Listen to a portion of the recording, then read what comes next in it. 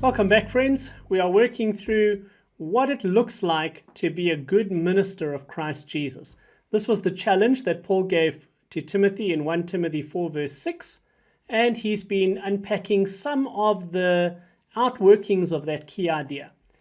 So far, he's told Timothy that a good minister has to expose and correct false teaching, has to be passionate in pursuit of godliness, and has to teach both the beliefs and behaviors that are in conformity to the gospel.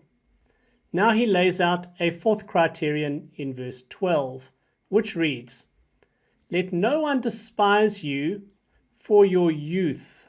Let's just pause and think about this moment, because we have some assumptions about youth in our cultures. In my culture, youth would be assumed to end somewhere around about the age of 18, after which someone is deemed an adult.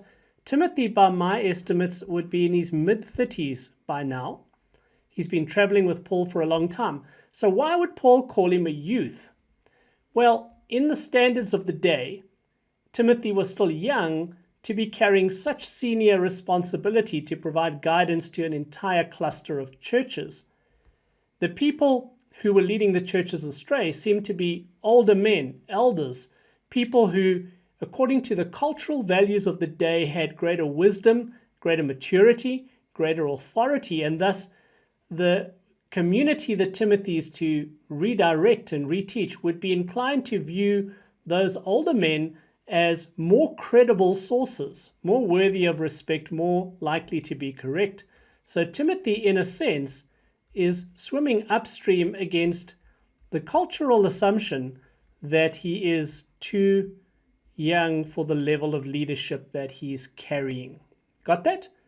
So he needs to work extra hard to establish his credibility and maturity as a senior leader in the church. And it's against that backdrop that Paul says to him, "But set the believers an example in speech, in conduct, in love, in faith, in purity." In other words, Timothy, because the community that you are leading may be tempted to think that you are too junior, too immature to carry the level of responsibility and authority that I expect you to carry, you need to work extra hard to show that you are the real deal, that you are truly authentic. So Timothy's example is going to establish the authenticity of his faith and therefore the message that he carries. It's going to prove that, unlike the false teachers, he is not a charlatan seeking to exploit the gospel for personal gain. Rather, he is a true servant of Christ whose life gives living testimony to the transforming power of the gospel.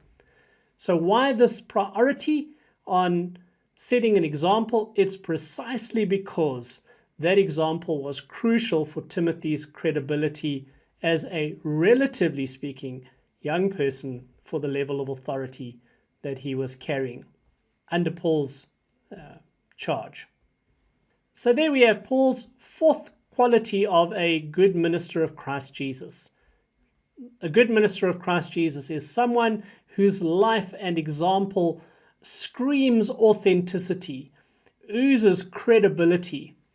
And this commitment to setting an example in life, in conduct, in godliness, in faith, in every sphere of life, can overcome doubts and prejudices. In their context, the doubts were regarding his age and maturity.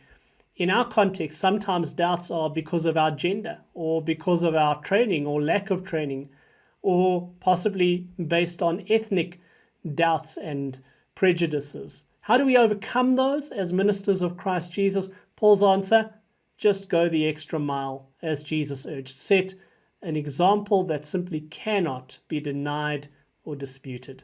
Hope that's helpful.